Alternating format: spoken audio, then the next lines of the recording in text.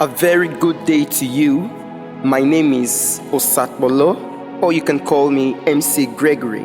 I want to inspire you with spoken words I entitle Stir Up That Gift. Where on planet Earth can be described as the world's wealthiest place. Contrary to popular opinion, the world's wealthiest place is not the gold mines of Ghana, nor is it the oil mines of Nigeria. It isn't ancient Greece that prided itself on mind-blowing wisdom, nor is it modern-day China, which is arguably at the forefront of making breathtaking inventions in global technology. The world's wealthiest place isn't the World Bank, neither is it the International Monetary Fund, IMF. The wealthiest place on earth is, according to the late Dr. Miles Monroe, the cemetery.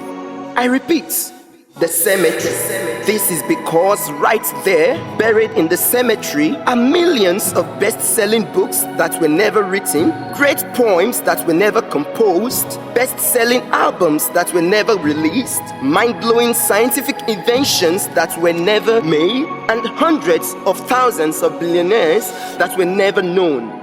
Indeed, right there in the cemetery are unique gifts that were never stirred, great potentials that were never harnessed, and extraordinary talents that were never utilized. No wonder it is the world's wealthiest place. What is a gift? A gift, simply put, is your notable capacity, talent, or natural endowment.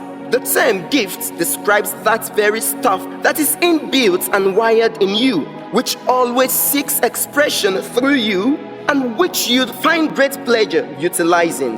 As a person, your gift is what differentiates you from other persons. Your gifts make you a unique breed, a rare species, and an outstanding personality.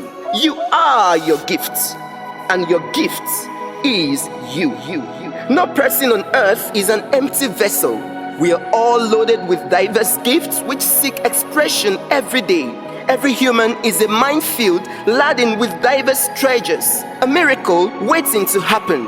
In Genesis 1 verse 27, scripture declares that after God formed you, He breathed into your nostrils. During that process, God transferred great gifts to you.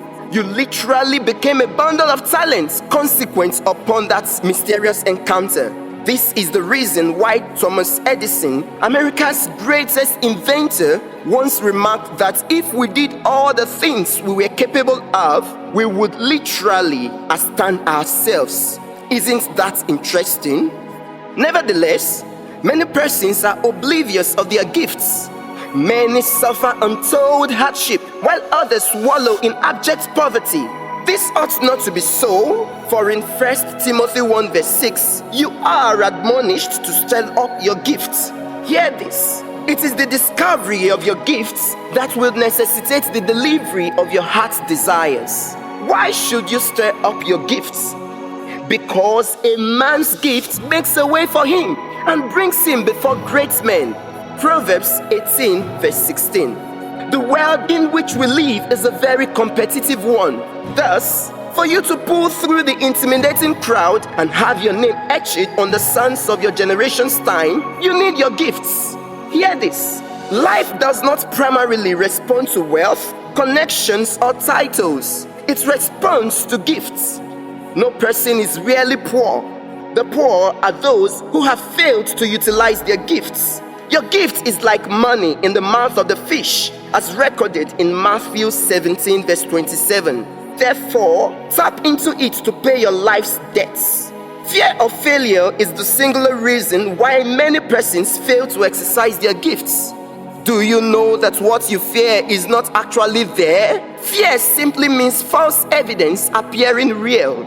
It would interest you to note that the words fear not appears 366 times in the King James Version of the Bible.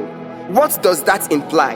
That as a person, you should, in the 365 days of the year, fear not to exercise your gifts. Fernando Flores couldn't have been much closer to this truth when he posited that great work is only done by people who are not afraid to be great.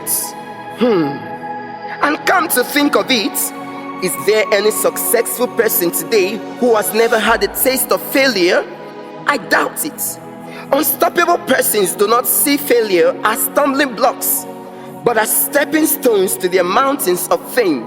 Failures are the ladder rungs that would ultimately lead you to success. Failures are not obstacles actually, but miracles in disguise. Do you know that Steven Spielberg, world's renowned movie director, was rejected from school 3 consecutive times?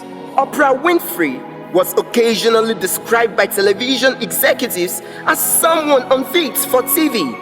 Ben Carson was described as a dunce during his elementary school days. The best-selling children's novel, Harry Potter, was rejected by publishers 8 good times, while Lord of the Flies was rejected by 18 different publishers before it finally landed a publishing deal. Thomas Edison failed 99 times before he saw success. Abraham Lincoln once lost an election. So you see, success is failure turned inside out. And as a sage once put it, those who have never failed are those who have never done anything. To quote the words of Robert H. Schuller, failure doesn't mean that you are a failure. It just means that you have not succeeded yet. Now, having discovered your gifts, the need to have them developed can never be overstressed. Your gift is like gold. The more it passes through the fire of development, the more glittering it becomes. A refined talent indisputably produces a refined result. Honed potential gives birth to a whole performance. Adequate preparation precedes celebration. Know it that an undeveloped gift is nothing but a disaster waiting to happen. I leave you with these words. Effective people are people who are deliberately, consistently, and passionately stirring up their gifts, serving them to the world, and making waves in their various fields.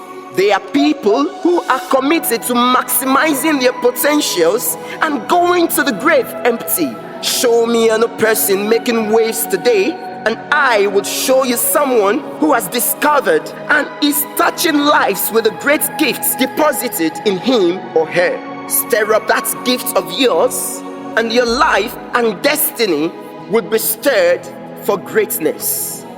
God bless you.